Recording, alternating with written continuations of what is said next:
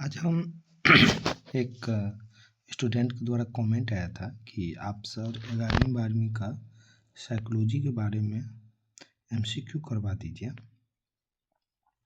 तो NCERT book का MCQ है जो कि आपके एग्जाम में आएगा इससे बीपीएससी 4.0 में।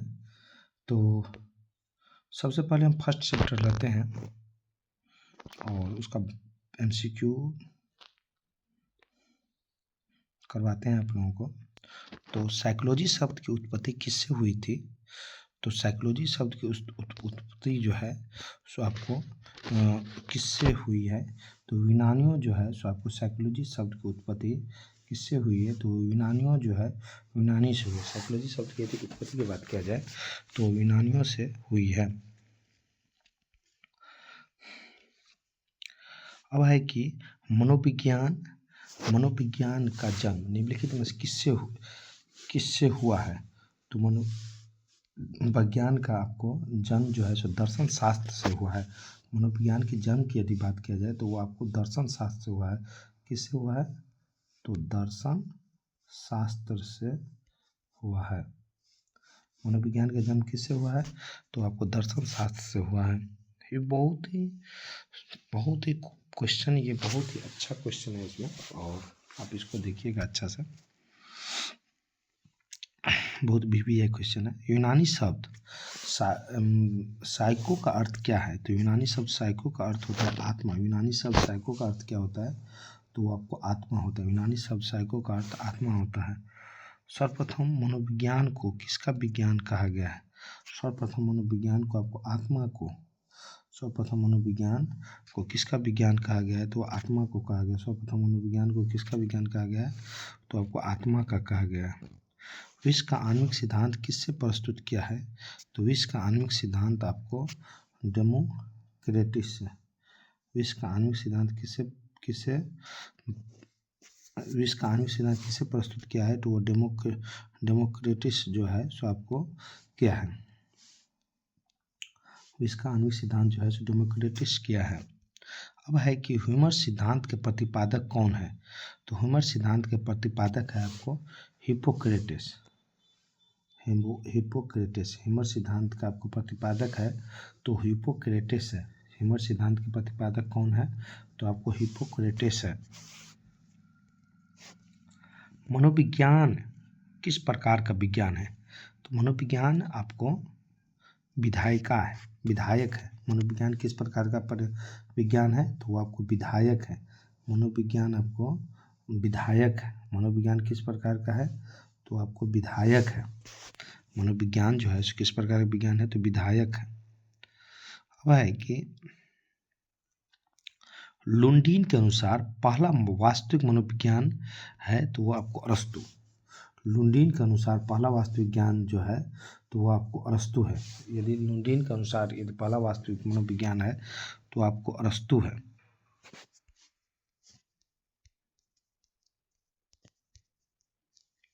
निम्नलिखित में से किसके द्वारा संवेदन प्रक्रिया का संचालन नियंत्रण तर्क के द्वारा होता है? तो आपको यदि निम्नलिखित में किसके द्वारा संवेदन प्रक्रिया का संचालन व नियंत्रण तर्क द्वारा होता है? यानी आपको कि संवेदन प्रक्रिया का संचालन व नियंत्रण जो है सो आपको तर्क के द्वारा होता है तो वो आपको अरस्तु है, जो कि ऐसा कहा था कि आपको संवेदन की प्रक्रिया का संचालन जो है सो संवेदन प्रक्रिया का संचालन व नियंत्रण आपको तर्क के द्वारा होता है। यह अरस्तु का कहना यह था कि संवेदन क्रिया का जो है तो संचालन और नियंत्रण वो तर्क के द्वारा होता है। मनोविज्ञान को अनुभाविक विज्ञान बनाने का श्रेय किसका है? तो वो आपको देकार्त का। मनोविज्ञान को अनुभाविक विज्ञान बनाने का श्रेय यदि कहा जाए तो वो देकार्त को है। मानव शरीर की समस्या के संदर्भ में सामंतवाद का प्रतिपादन किसने किया है? तो वह भी आपको देकार्त ही किया है। मानव शरीर में यदि आपको मानव शरीर के संदर्भ में समांतरवाद का प्रतिपादन यदि बात किया जाए किसने किया है, तो वह देकार्त ने किया है। किसने कहा है कि मनोविज्ञान जीवित प्राणियों के व्यवहार का विधायक ज्ञान है? किसने कहा है कि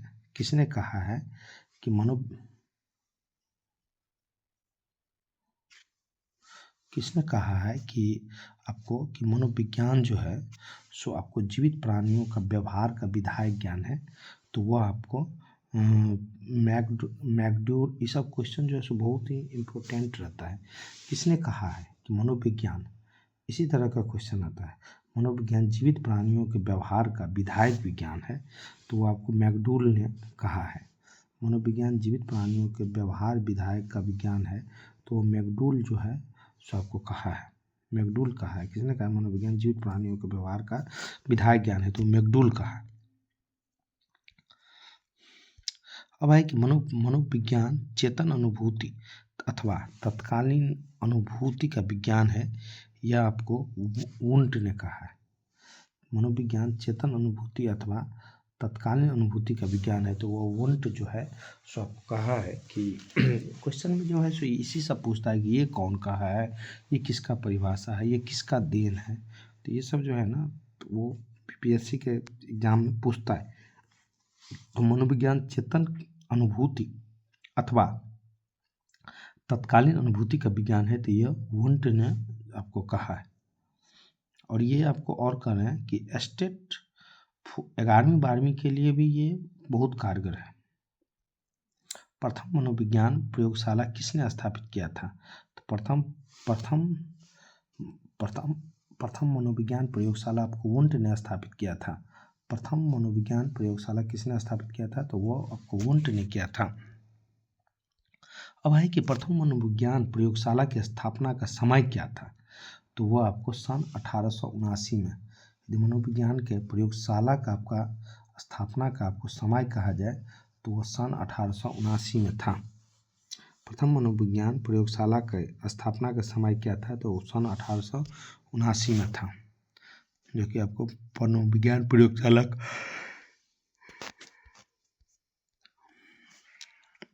प्रथम मनोविज्ञान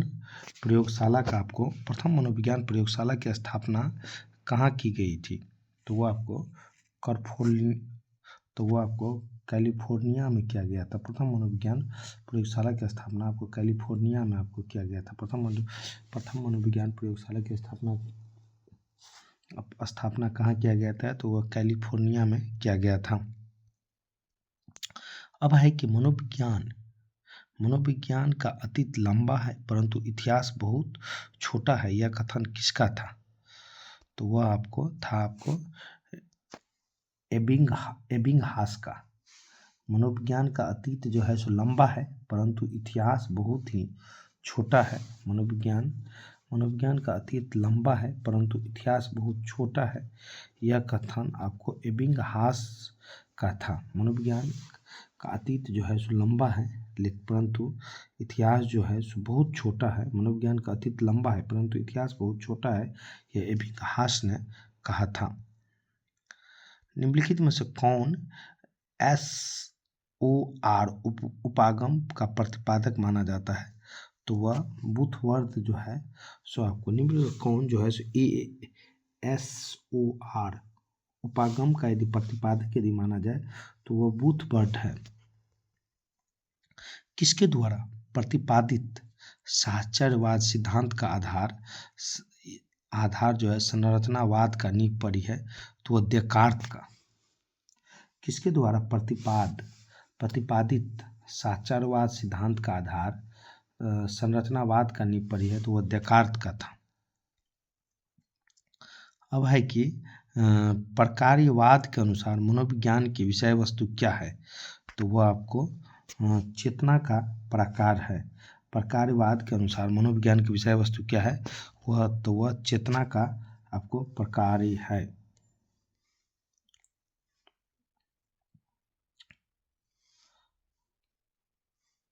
अब है कि सर्वप्रथम मनोविज्ञान की आत्मा, इसके पश्चात मन, तदुपरांत क्या खोया है? सर्वप्रथम मनोविज्ञान ने आत्मा, इसके पश्चात मन, तदुपरांत क्या खोया है? तो आपको चेतना खो दिया। सर्वप्रथम मनोविज्ञान ने आत्मा, इसके पश्चात मन, तदुपरांत क्या खोया है? तो वो आपको चेतना खोया है। 19वीं शताब्दी के अंत में मनोविज्ञान को किसका विज्ञान कहा गया है? तो वो चेतना विज्ञान कहा गया है। 19वीं शताब्दी में मनोविज्ञान को किसका विज्ञान कहा गया है? तो वो चेतना का विज्ञान कहा गया है। आधुनिक समय में मनोविज्ञान आपको व्यवहार और अनुभूति का विज्ञान माना जाता है। आधुनिक समय में मनोविज्ञान व्यवहार और अनुभूति का विज्ञान माना जाता है। यहाँ हो जाएगा व्यवहार, यहाँ व्यवहार हो जाएगा, यहाँ जो है सो आपको अनुभूति का। तो आधुनिक समय में मनोविज्ञान जो है व्यवहार और अनुभूति का विज्ञान माना जाता है। अब है कि मनोविज्ञान की सबसे पुरानी विधि कौन सा है? तो यदि मनोविज्ञान की सबसे पुरानी विधि की बात किया जाए तो वो आपको अंत दर्शन है। मनोविज्ञान की सबसे पुरानी विधि कौन सा है? तो वह आपको अंत दर्शन है।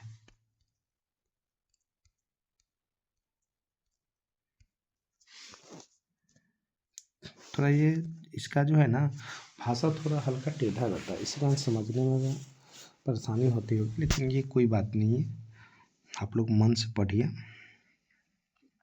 मनोविज्ञान को एक वैज्ञानिक विषय मानने का कारण क्या है? तो वह है आपको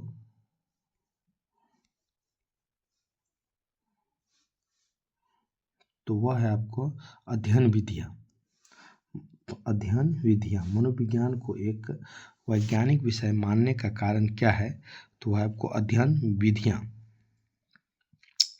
फ्राइड किस कारक पर बहुत जोर दिया है? यौन पर। फ्राइड जो है सो किस कारक पर बहुत जोर दिया है? फ्राइड तो यौन पर बहुत जोर दिया है। संरचनावादी की प्रमुख अध्ययन विधि कौन सी है? तो वह आपको अंत दर्शन विधि है। संरचनावादियों का जो प्रमुख विधि यदि माना जाए तो वह आपको अंत दर्शन विधि है।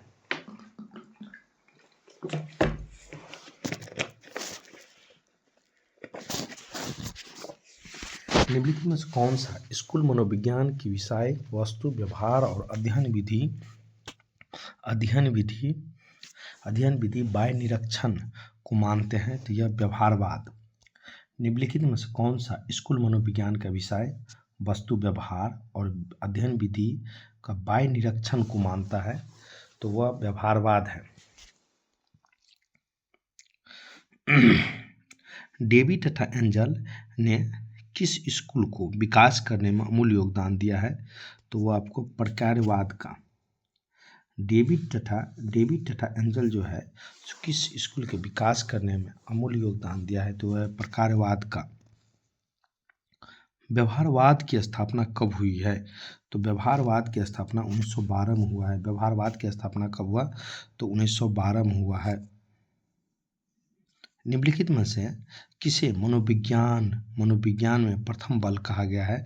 तो आपको मनोविश्लेषणवाद को मनोविज्ञान का प्रथम बल कहा गया है। तो वह मनोविश्लेषणवाद को। निम्नलिखित में से कौन स्कूल मनोविज्ञान की द्वितीय शक्ति के रूप में माने जाते हैं? तो वह है आपको व्यवहारवाद। निम्नलिखित में से कौन स्कूल मनोविज्ञान की द्वितीय शक्ति के रूप में माना जाता है? तो वह है आपको व्यवहारवाद।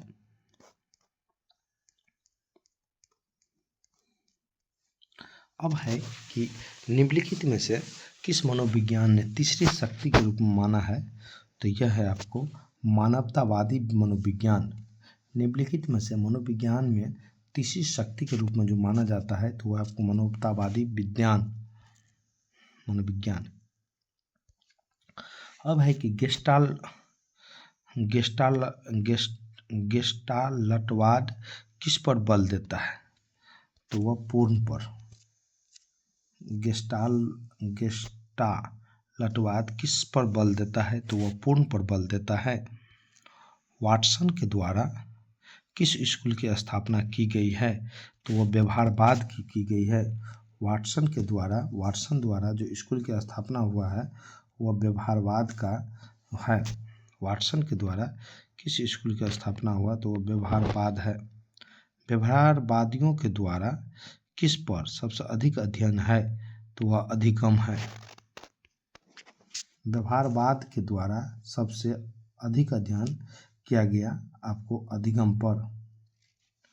व्यवहारवाद के द्वारा, व्यवहारवाद की यदि बात किया जाए तो व्यवहारवाद के द्वारा किस पर सबसे अधिक अध्ययन पर बल दिया गया, तो आपको अधिगम है। उद्दीपक प्राणी अनुक्रिया SOR सूत्र किसके द्वारा दिया गया है, तो वो आपको व्यवहारवादियों के द्वारा ही दिया गया है। उद्दीपक प्राणी अनुक्रिया सूत्र किसके द्वारा दिया गया, तो व्यवहारवादियों के द्वारा।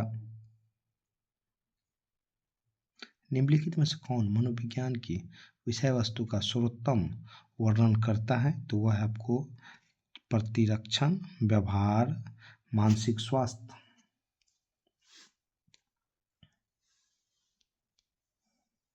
निम्नलिखित में मनोविज्ञान की विषय वस्तु का सर्वोत्तम वर्णन करता है, तो वह प्रतिरक्षण, व्यवहार और मानसिक स्वास्थ्य। निम्नलिखित में कौन सा विधि पशुओं पर प्रयुक्त नहीं किया जा सकता है, तो वह है अंतदर्शन।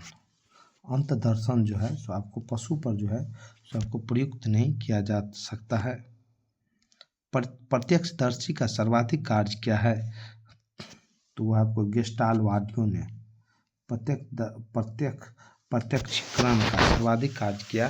गेस्टाल्टवादियों ने प्रत्यक्षीकरण का सर्वाधिक कार्य कौन किया था, तो वो गेस्टाल्टवादियों ने किया था।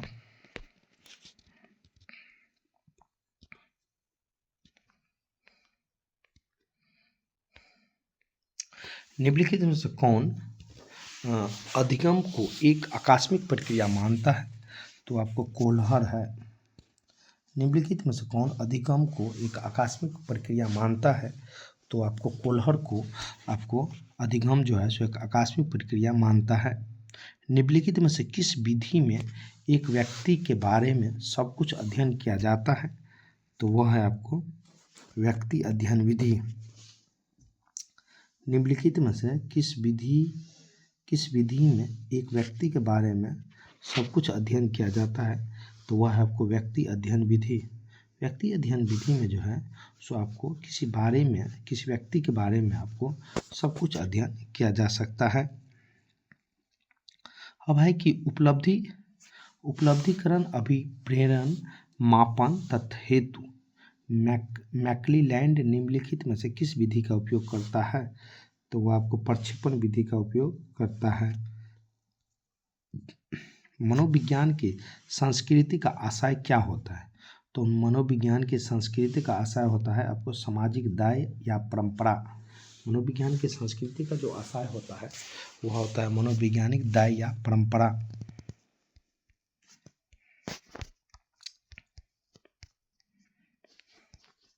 अब है कि मानवतावादी उपागम में परिपक्ष में विषम पद है, तो वह है आपको मानव मस्तिष्क की अभियोजनात्मक महत्ता। मानवतावादी उपागम के परिप्रेक्ष्य में विषम पद जो है, तो वह है आपको मानव मस्तिष्क का अभियोजनात्मक महत्ता। निम्नलिखित में से कौन सा विधि मनोविज्ञान को विज्ञान कहलाने का अवसर प्रदान करता है, तो वह होता है प्रयोगात्मक। निम्नलिखित में कौन सा विधि जो है सो मनोविज्ञान को जो है सो मनोविज्ञान कहलाने के लिए अवसर प्रदान देता है, तो वह आपको प्रयोगात्मक। नियंत्रित दशाओं के अंतर्गत किया गया अध्ययन क्या कहा जाता है, तो वह आपको प्रयोग कहा जाता है। नियंत्रित दशाओं के अंतर्गत किया गया अध्ययन क्या कहा जाता है, तो वह आपको प्रयोग कहा जाता है। निम्नलिखित नियंत्रित दशाओं के अंतर्गत किया गया अध्ययन क्या कहा जाता है, तो वह प्रयोग कहा जाता है। व्यवहार के अध्ययन में हुए प्रक्रम जो प्रत्यक्ष रूप से प्रेषित न होकर अनुमानित किए जाते हैं उन्हें क्या कहते हैं, तो उन्हें कहा जाता है आपको निर्मित कहा जाता है। प्रयोग की योजना को क्या कहते हैं? तो प्रयोग की योजना को आपको प्रयोगात्मक अभिकल्प कहते हैं। प्रयोग की योजना को क्या कहते हैं? तो आपको प्रायोगिक अभिकल्प कहते हैं। ऐसा अध्ययन जो दर्शाते हैं कि बुद्धि वंशानुगत किए गए हैं।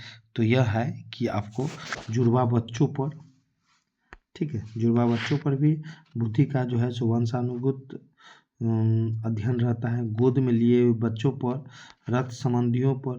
तो इसमें क्या हो जाएगा? उपयुक्त में से सभी। इसमें क्या हो जाएगा? तो आपको उपयुक्त में से सभी है क्या कि इससे अध्ययन जो ऐसा अध्ययन जो दर्शाते हैं कि बुद्धि वंशानुगत किए गए हैं। तो वह है आपको उपयुक्त में से सभी, क्योंकि जुड़वा बच्चों पर होता है, गोद के बच्चों के लिए, रक्त संबंधी के सभी के लिए रहता है। तो उपयुक्त में से सभी पर कौन सा उपागम मनुष्य के वर्ण तथा कार्य की स्वतंत्रता पर बल देता है? तो वह है आपको मानवतावादी जो है सो आपको मनुष्य के वर्ण तथा कार्य की स्वतंत्रता पर आपको बल देता है।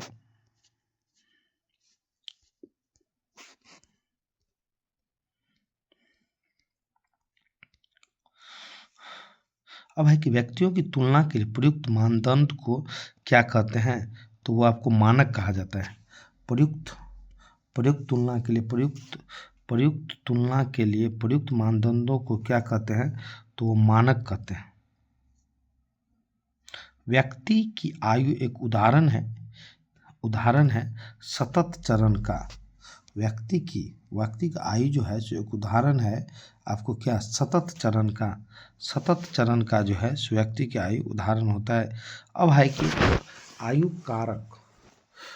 कारक को नियंत्रित करने के लिए सर्वोत्तम विधि कौन सा है? तो वह है आपको परिस्थितियां की स्थिरता विधि। आयु कारक चर को नियंत्रित करने के लिए सर्वोत्तम विधि कौन सा है? तो वह है आपको परिस्थितियां की स्थिरता विधि। एक समूह का परीक्षण निम्न से किस विधि के द्वारा होता है? तो वह होता है आपको भिन्नता एवं भेदपरक विधि के द्वारा। एक समूह का परीक्षण निम्न से किस विधि के द्वारा होता है? तो भिन्नता एवं भेदपरक विधि के द्वारा।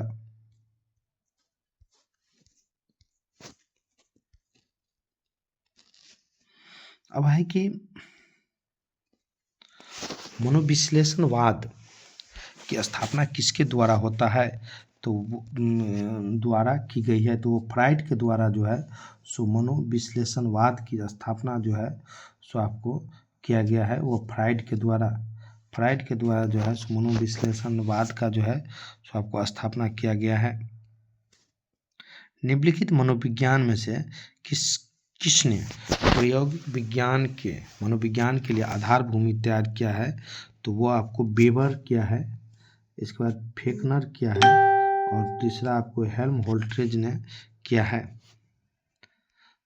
द प्रिंसिपल्स ऑफ साइकोलॉजी किसकी पुस्तक है? तो वो आपको विलियम जेम्स की है। द प्रिंसिपल्स ऑफ साइकोलॉजी किसकी पुस्तक है? विलियम जेम्स का है। चेतना एक सतत प्रभाव किसने माना है? विलियम जेम्स जो है सो यह माना है कि चेतना एक सतत प्रभाव है।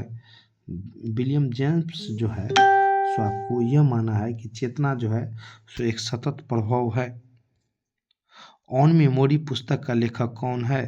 तो ऑन मेमोरी की यदि बात किया जाए तो वो एबिंग हांस है।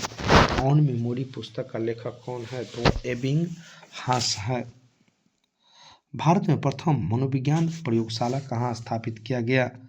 तो वो आपको कोलकाता विश्वविद्यालय में जो है सो आपको स्थापित किया गया।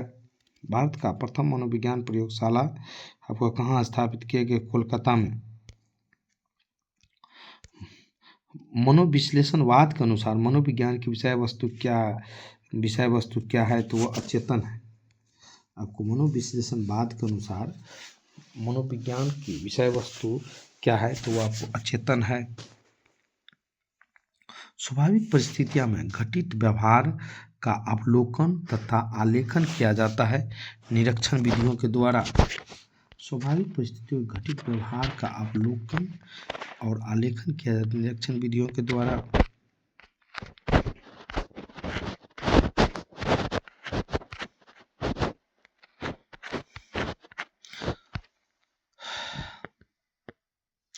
अब है कि नव मनोविश्लेषणवाद किस पर बल देता है, तो वह अतीत की अपेक्षा वर्तमान एवं भविष्य पर अधिक बल देता है, काम पर अपेक्षा पर कम बल देता है, सामाजिक कारणों को पर बल देता है। तो इसी कारण उपयुक्त में से सभी हो जाएगा, क्योंकि ये भी है, ये भी है, ये भी है। निम्नलिखित में से कौन शुद्ध मनोविज्ञान का क्षेत्र नहीं है, तो वह है आपको नैदानिक मनोविज्ञान। निम्नलिखित में से कौन शुद्ध मनोविज्ञान का क्षेत्र नहीं है, तो आपको नैदानिक मनोविज्ञान जो है शुद्ध मनोविज्ञान का क्षेत्र नहीं है। उद्दीपन त्रुटि संप्रत्य को किसने विकसित किया है, टिचनर ने। उद्दीपन त्रुटि संप्रत्य को किसने विकसित किया है, तो वह टिचनर ने विकसित किया है। कौन सा मनोवैज्ञानिक परिपक्ष व्यवहार मस्तिष्क तथा शरीर की अंतःक्रिया पर बल देता है, तो वो आपको संज्ञात्मक परिप्रेक्ष्य जो है